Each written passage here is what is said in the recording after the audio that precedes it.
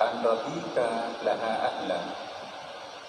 Cukuplah Allah Subhanahu wa ta'ala yang memberi pahala atas ketaatanmu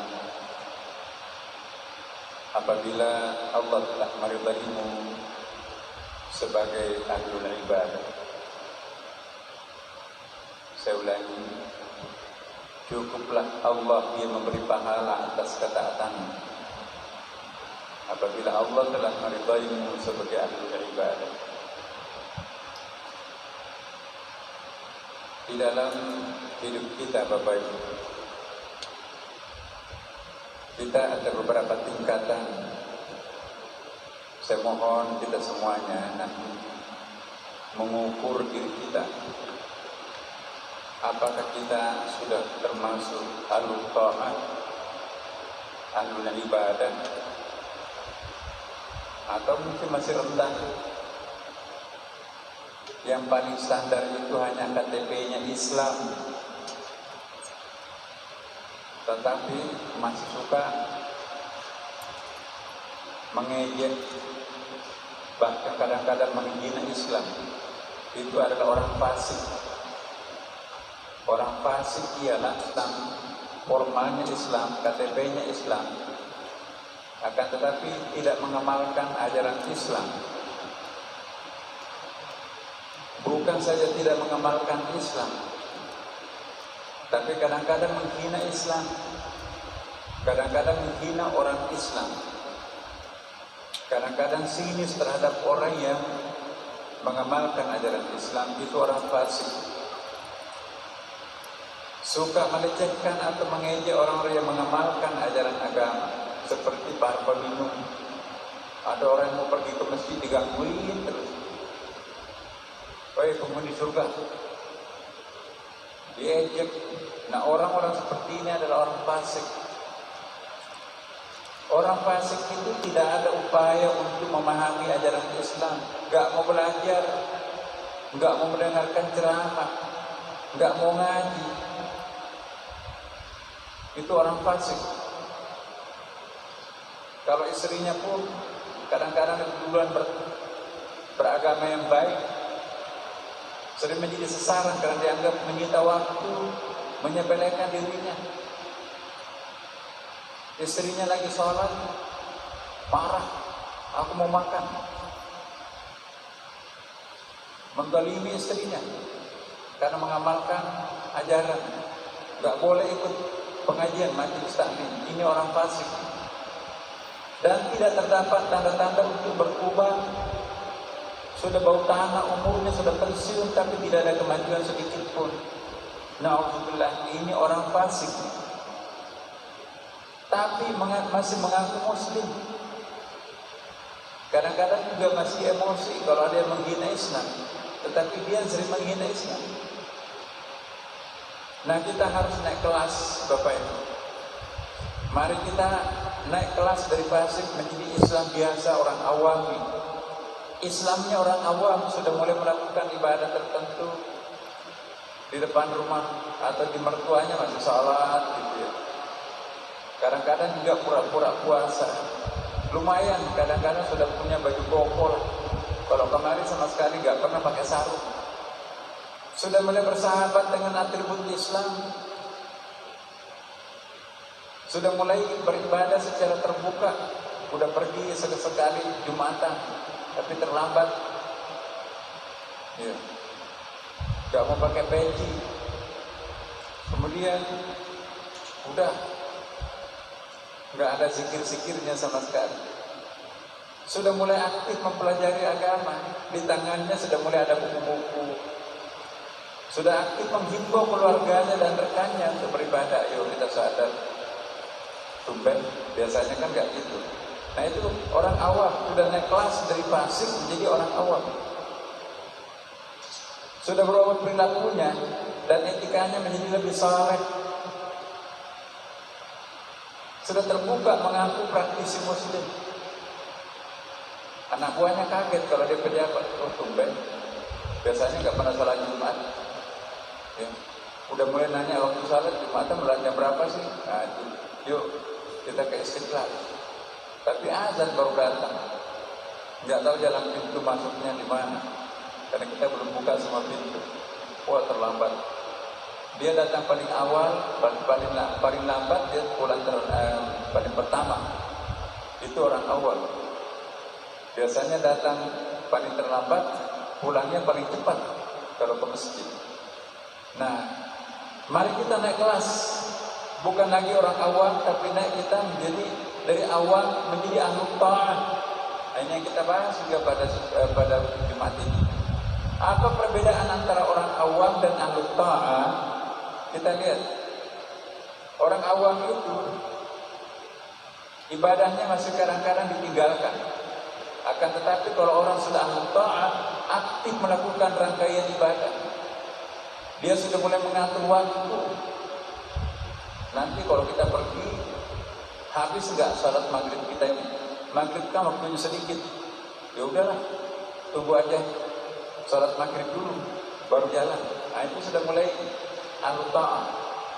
Orang awam gampang mendaruratkan keadaan untuk menunda ibadah. Gak apa-apa kok. Ya, darurat. Nah, kalau ahlu ta'ah disiplin mengatur waktu sehingga ibadah tidak terganggu. Orang awam masih formalitas, sekedar untuk menunaikan kewajiban. Akan tetapi ahlu ta'ah sudah ada usaha untuk lebih bersahabat dengan ibadah itu sendiri.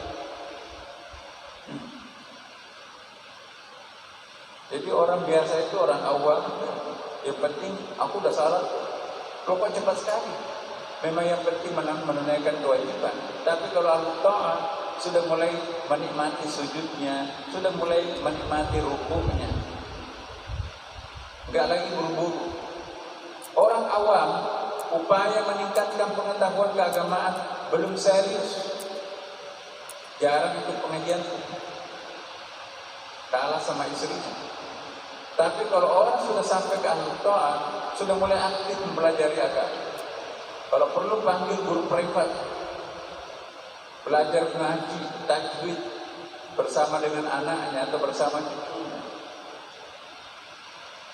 Orang awam belum serius mengajak keluarga dan rekan-rekannya untuk melaksanakan ibadah. Tapi kalau orang sudah ahlu ta'ah, aktif menghimbau keluarga dan rekannya, stafnya. Kita kan hidupnya cuma sebentar. Mari kita sadarlah. Ayo kita beribadah, salat dulu lah. Ya. Orang awam di dalam hatinya sudah ada keinginan untuk berubah, tapi belum serius.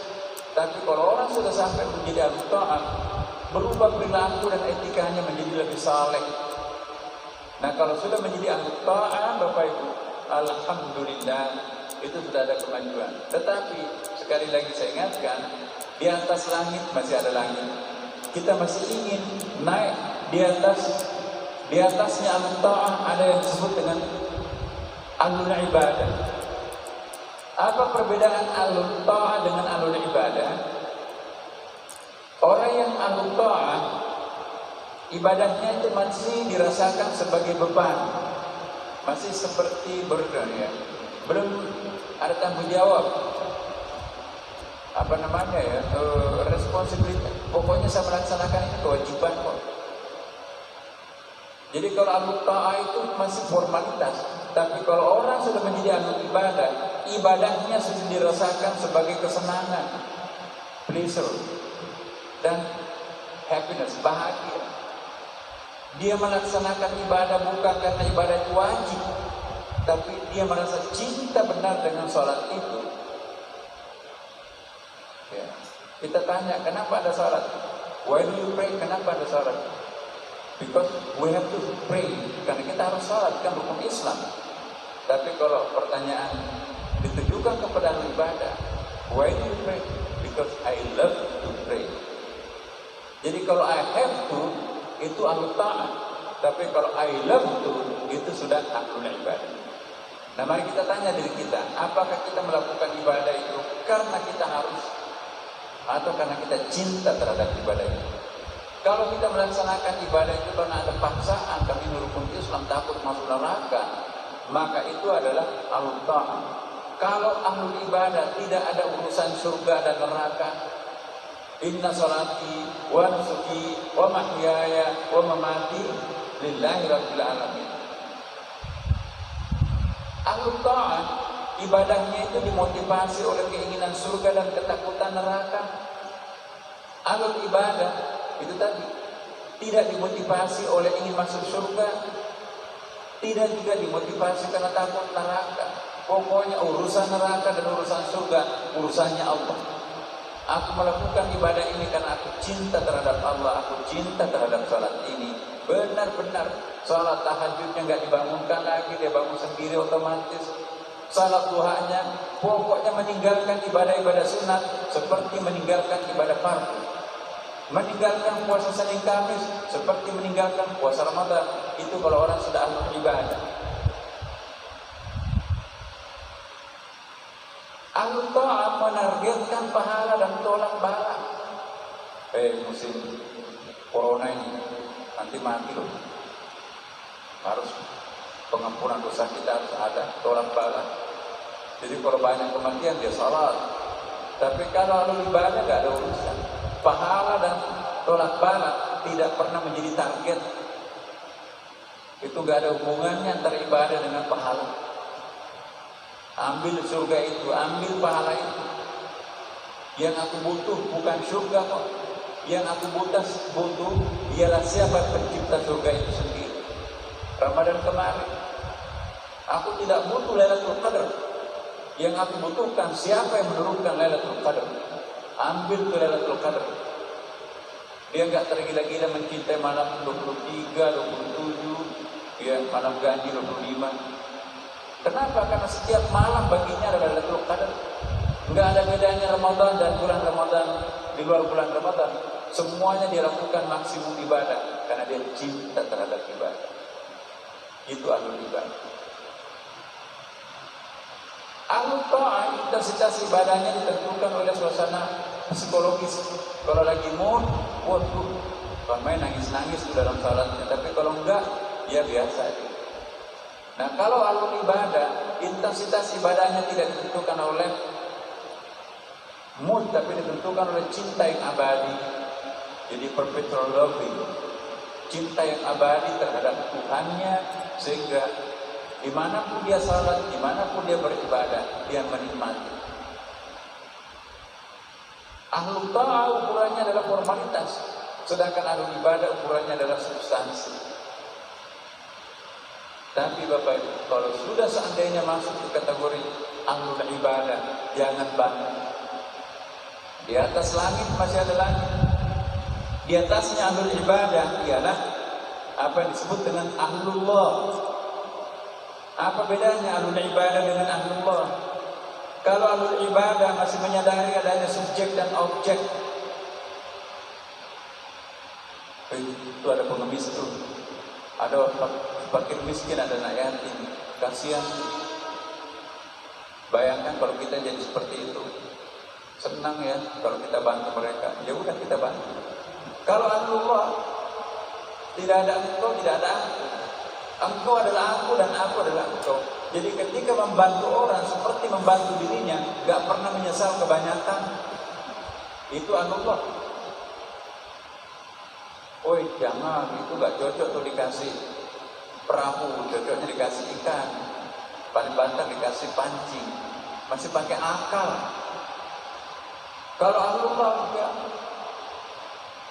apa yang aku punyai, aku kasih karena dia adalah aku dan aku adalah dia. Sudah nggak ada bedanya antara objek dan subjek. Itulah Allah. Iya. Engkau adalah aku. Saya sering mencontohkan misalnya tetangganya kan mudik, kasihan tuh kucingnya nggak pernah makan, lapar. Pembantu, coba berikan makanan kucing itu. Ya. Itu kan bukan kucing kita, Mbak. Bukan kucing kita, Mas. Iya, tapi itu kan aku. Tuh. Belilah. Begitu dikasih makanan kucing itu, aku sedang menikmati makanan. Kucing itu adalah aku. Siapapun yang lapar itu adalah aku. Kembang tetangga itu nggak pernah disiram. Ambil ember. Lah itu kan bukan punya kita, Bapak. Ya itu adalah aku. Kembang itu perlu disiram, sudah mulai lahir. Ketika dia menyiram, puas. Aku sedang menikmati minuman, melihat rumput yang kuning, tidak pernah turun hujan, dia siram. Aku sedang menikmati makanan. Rumput itu adalah aku, kembang itu adalah aku, kucing itu adalah aku, anak yatim itu adalah aku. Ketika aku membantu mereka, berarti aku membantu diriku sendiri. Itu ahlullah. Ahlul ibadah masih sering menggunakan rahasia pikiran dalam beribadah seperti tadi. Tapi kalau ahlullah itu ya sudah sepenuhnya dikendalikan oleh emosi cinta di dalam beribadah. Ahli ibadah masih membedakan antara ibadah mahdhah dan ibadah ghairu mahdhah. Misalnya ibadah ghairu mahdhah itu 2 rakaat sesudah salat subuh, 2 rakaat sesudah salat isya, tambah lagi 2 rakaat. Ada ahlul itu namanya ibadah mahdhah 2 rakaat sesudahnya, tambah lagi 2 rakaat itu ibadah ghairu mahdhah. Nah dia tidak bedakan, yang wajib dan yang fardu pun juga dia tidak bedakan, yang makruh dan haram pun juga dia tidak bedakan. Jadi orang yang sudah ahlullah itu enggak ada lagi bedanya antara wajib dan yang sunat. Semua ibadah sunat tidak ada yang ditinggalkan. Meninggalkan ibadah sunat seperti meninggalkan ibadah fardu. Melaksanakan yang makruh syubhat seperti melaksanakan yang haram. Ya. Jadi yang makruh pun ditinggalkan.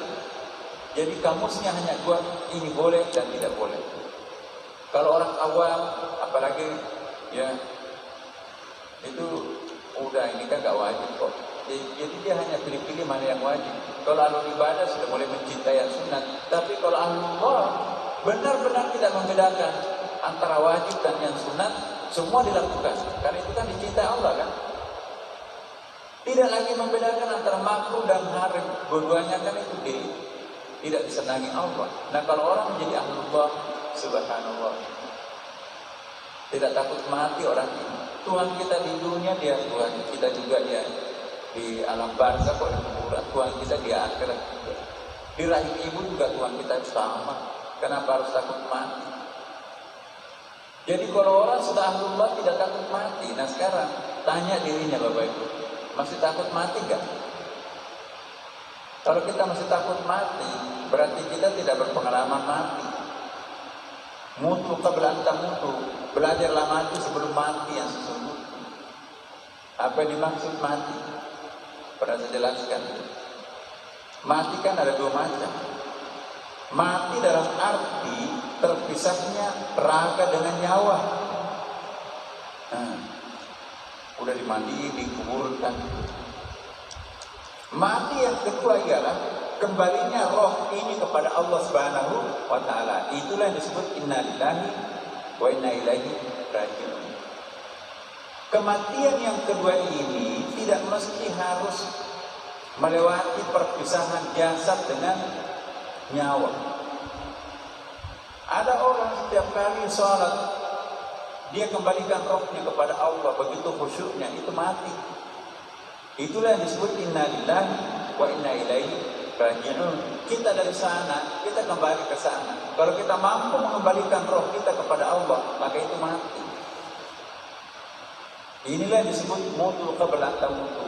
Belajarlah mati sebelum mati yang sesungguhnya. Orang yang sudah berpengalaman mati, dia tidak akan pernah takut mati. Jalaluddin Rumi pernah bersyair dalam kitab Masnawi. Kenapa kita harus takut mati? Bukankah dulu kita mati sebagai mineral, batu-batuan tanah, lalu kita hidup menjadi tanaman, tumbuh-tumbuhan? Kenapa takut mati sebagai tanaman, tumbuh-tumbuhan? Bukankah dulu kita mati sebagai tanaman, lalu hidup menjadi binatang? Kenapa takut mati sebagai binatang? Bukankah dulu kita mati sebagai binatang, lalu kita sekarang hidup sebagai manusia? Kenapa takut mati sebagai manusia? Bukankah besok kita akan hidup kembali, terbang di selah sayap-sayapnya para malaikat, jadi malaikat? Lalu kenapa harus takut mati sebagai malaikat? Bukankah besok kita akan hidup menjadi dia? Oh, ini aku. Bapak Ibu sekalian, inilah kajian kita hari ini.